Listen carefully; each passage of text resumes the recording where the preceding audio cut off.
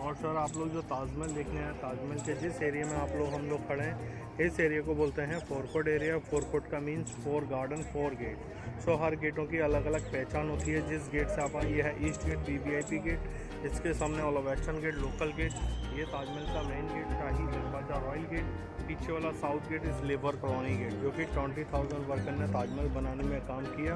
उनके रहने के लिए यहाँ पे 210 रूम बनाए गए हैं। कुछ वर्कर यहाँ रहते थे, बाकी लोग बाहर में रहते थे। ये ताजमहल का मेन गेट, शाही दरवाजा रॉयल गेट। इस गेट का हाइट है 105 फीट, अबाउट 35 मीटर्स। और सर पहले के ज़माने में कंप्यूटर, कैलकुलेटर, कैलेंडर वगैरह नहीं होते थे। जब ताजमहल बनाने वाले वर्कर्स ने यहाँ पे काम करना स्टार्ट किया, तो वो लोग बोलते थे हम कितने ईयर्स में कंप्लीट करेंगे। 1 ईयर्स फॉर 1 डॉम। आपको छोटे छोटे डॉम दिख रहे हैं गेट के ऊपर, वाइट वाइट, ये 11 डॉम फ्रंट पे है, 11 बैक साइड में। 22 ईयर्स में ताजमहल बनकर कंप्लीट हो गया। 1631 में स्टार्ट हो गया ताजमहल बनना, 1653 में कंप्लीट हो गया था। ये गेट पे कुरान की आयत लिखी गई है। इस आयत का नाम है अल फजर, जो सुबह की नमाज होती है ना, मॉर्निंग वाली, उसमें पढ़ी जाती है। ना कि कोई कलर है, ना कि कोई पेंटिंग है। ये जेम्स स्टोन है ऑनेक्स, जो बेल्जियम से मंगाया गया था, ब्लैक स्टोन, और मार्बल के अंदर में हैंड वर्क करके कुरान की आयत लिखी गई है, जो कि इसके राइटर थे अमानत खान सिराज। ठीक है सर, आपको ऑप्टिकल ये लाइन देखते हैं आप लोग, सिमेट्री लाइन है, सीधे मुमताज़ की समाधि पे गई हुई है। ताजमहल 2 पार्ट में बांटा गया, फर्स्ट पार्ट, सेकंड पार्ट। जितना हम ताजमहल के नज़दीक जाते हैं ना, उतना ताजमहल हमसे दूर होता है। ये है ऑप्टिकल इल्यूजन, आंखों का धोखा। जैसे जैसे इस गेट में जाएंगे तो हमको बीच का पोर्शन नज़र आएगा। 2 कदम और चलेंगे तो 2 मीनार वाला ताजमहल, फिर 2 कदम और चलेंगे 4 मीनार का ताजमहल आएगा। वहीं से आप आगे पीछे होकर देखेंगे तो आपको खुद ब खुद महसूस होगा। ठीक है, आप चलते चलिए।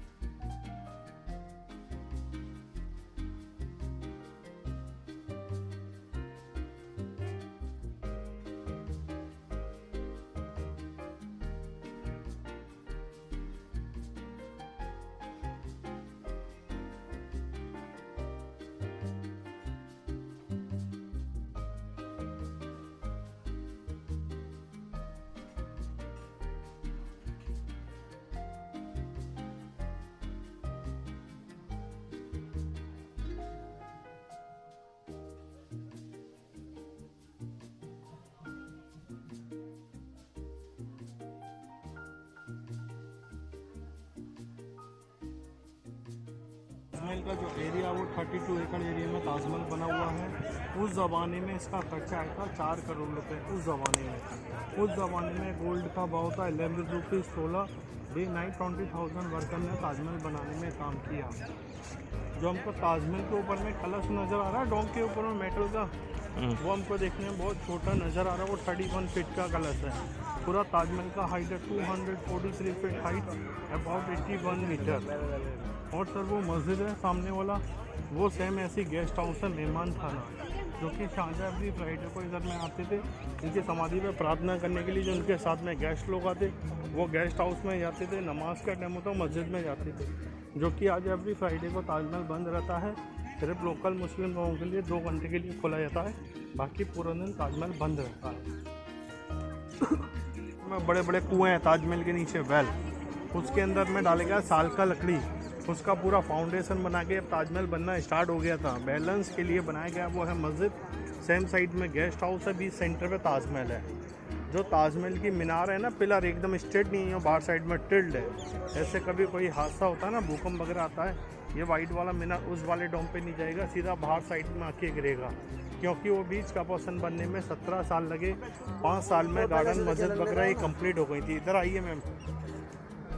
ताजमहल के अंदर में 16 गार्डन है, जो कि ताजमहल 1600 में बनना स्टार्ट हो गया था। 31 फीट का कलश ऊपर में लगाया हुआ है, 1631 से स्टार्ट हो गया ताजमहल बनना। 53 फाउंटेन लगाए गए हैं, फुहारे जो कि 53 में कंप्लीट हो गया था। 22 ईयर्स लगे, 11 डोम फ्रंट, 11 बैक साइड में। ताजमहल एक सिमेट्रिकल बना हुआ है, जिधर से भी हम लोग देखते हैं चारों तरफ से सेम नज़र आता है, एक जैसा नज़र आता है।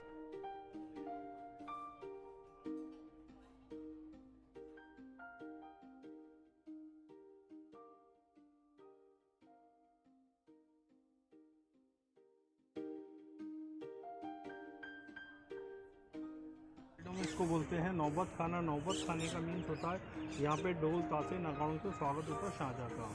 ठीक है, वो सामने में कुरान की आयत लिखी गई है, उस आयत का नाम है सूरह यासीन।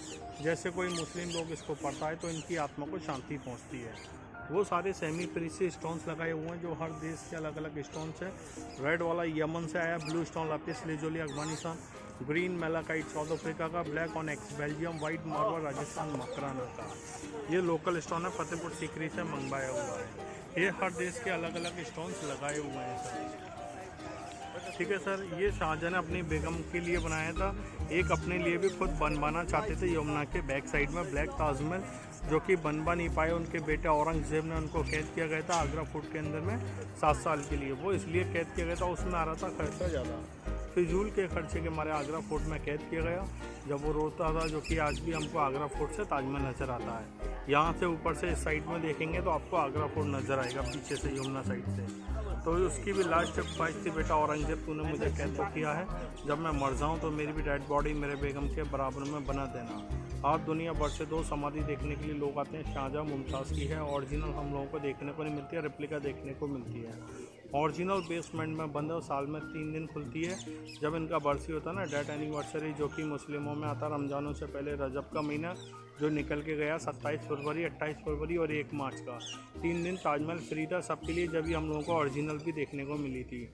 बाकी दिनों में आप लोगों को उसी के सेंटर में रेप्लिका देखने को मिलेगी अंदर में। ताजमहल के अंदर में 2 समाधि हैं, बड़ी वाली शाहजहाँ की बनाई हुई, छोटी वाली मुमताज़ की है। वो देख के जितनी देर रुकना चाहें आप लोग, 1 घंटे 2 घंटे अपने आराम से इंजॉय कर सकते हैं, अपने आराम से आप लोग घूम सकते हैं।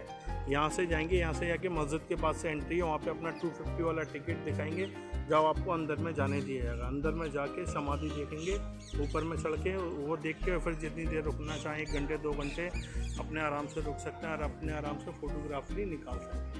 ठीक है सर, अगर आप कुछ चीज़ पूछना चाहते हैं तो मुझसे पूछ। वो टर्की से आए थे। तो ये टर्की स्टाइल में बनाया या कौन से शैली? ये इंडो स्टाइल में बनाया हुआ है, इंडो पर्शियन बोलते हैं, उस स्टाइल में बनाया हुआ है। ये एक जन्नत का बाग है, पैराडाइज ऑफ गार्डन। क्या वो रहते थे? नहीं, वो आगरा फोर्ट में रहते थे और फतेहपुर सीकरी, इनकी कैपिटल सिटी थी आगरा फोर्ट, फतेहपुर सीकरी। फतेहपुर सीकरी उधर 40 किलोमीटर।